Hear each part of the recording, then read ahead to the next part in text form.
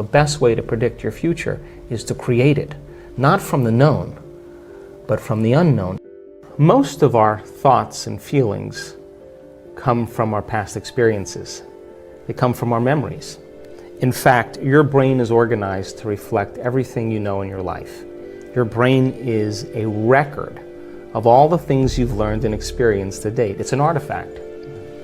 And when you have an experience, when you're in the midst of an experience, all of your five senses plug you into the external environment. And as your brain is processing all of this vital sensory data, all of that information rushes back to the brain. And when it reaches the brain, it causes jungles of neurons to organize themselves into networks, to string into patterns, to reflect their interaction with their external environment.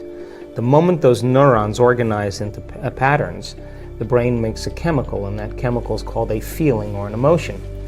And so experiences tend to create more long-term memories because it patterns or stamps or embosses networks of neurons into very specific patterns, and then the emotional quotient helps us to remember the event.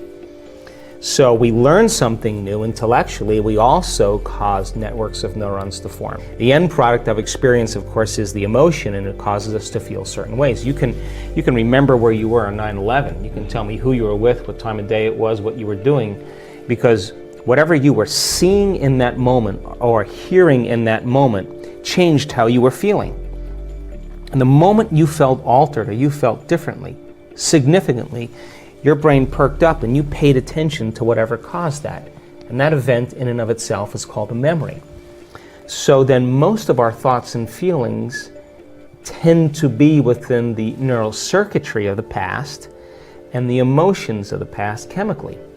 So if you take a thought, thoughts are the language of the brain and feelings are the language of the body. And how you think and how you feel creates a state of being. So if you combine a thought and a feeling, a thought and a feeling, a thought and a feeling, and you have a series of good thoughts that are connected to a series of good feelings, that cycle of thinking and feeling creates what's called an attitude. If you have a series of negative thoughts that are connected to some pretty bad feelings, you'll say, I have a pretty bad attitude today.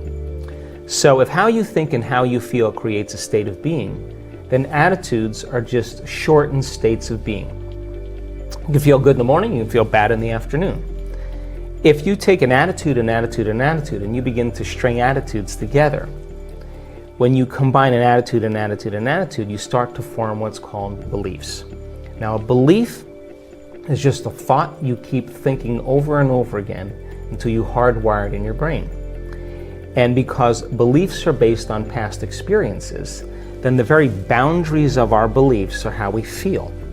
And so when our beliefs get challenged, it typically doesn't feel right.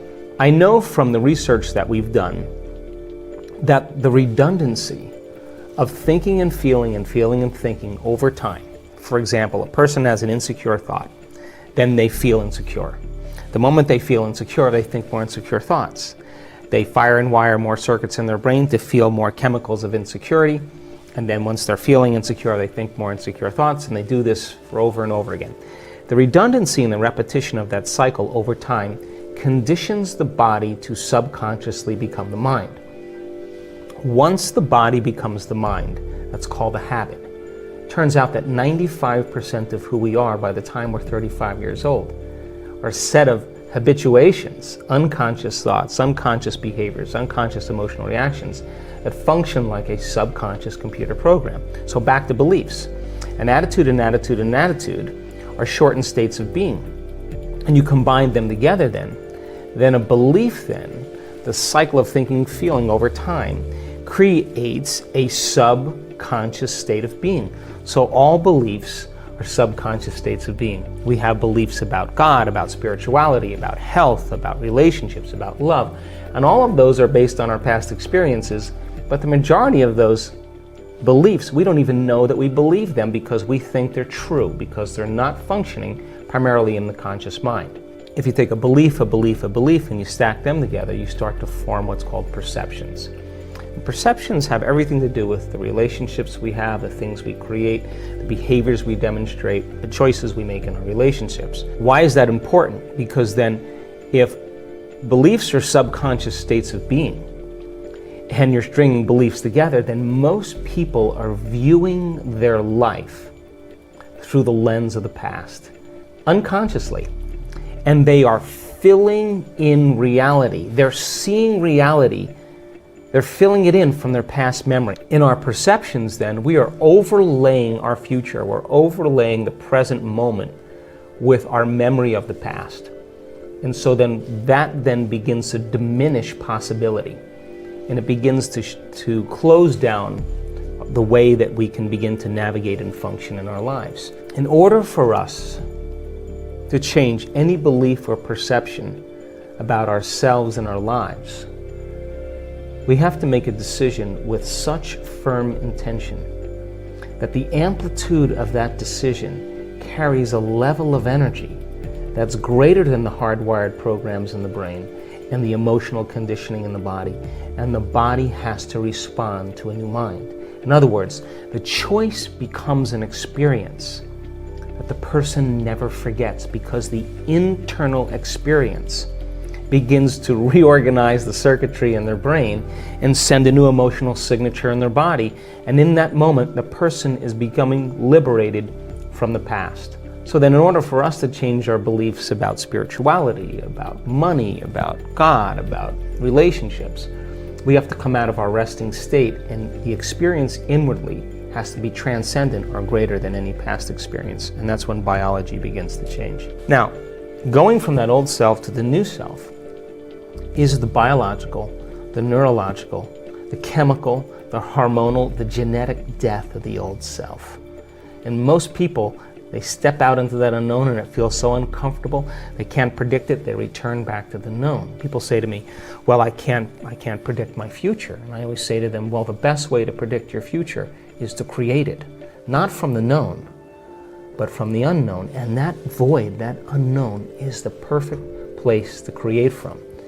So then stepping out into that unknown is where true greatness happens, because that's where the person begins to say, what thoughts do I want to fire and wire in my brain?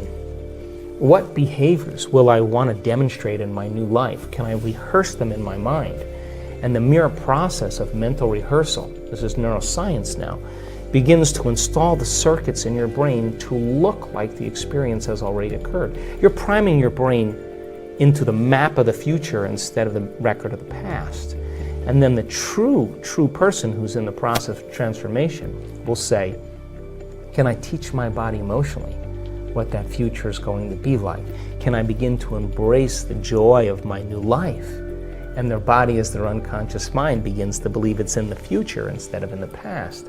Now, that process is not an overnight process. We don't jump from the old self to the new self. It requires that continuous process of changing our biology. But I can tell you, in observing people who have healed themselves of very serious health conditions, who've healed themselves of some pretty difficult scars from the past, who've overcome addictions, who've created new opportunities and new jobs and new relationships and a new life, had to cross that river. And that is when they're literally, from a biological standpoint, a new personality. And your personality creates your personal reality. That's it. And your personality is made of how you think, how you act, and how you feel. So the present personality who's sitting here today has created the present personal reality called their life. Which means then, if you want to create a new personal reality, you got to change your personality. And that means you got to start thinking about what you've been thinking about and change it. Look at your unconscious habits and behaviors, what you say, what you do, and become conscious of it and change them. And look at the emotions that have kept you anchored to the past and decide if those emotions belong in your future.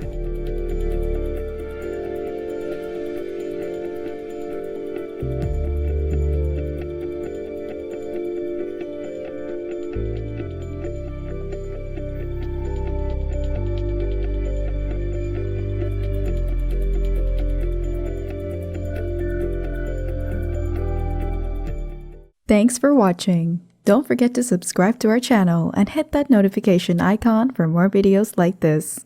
We'll see you next time.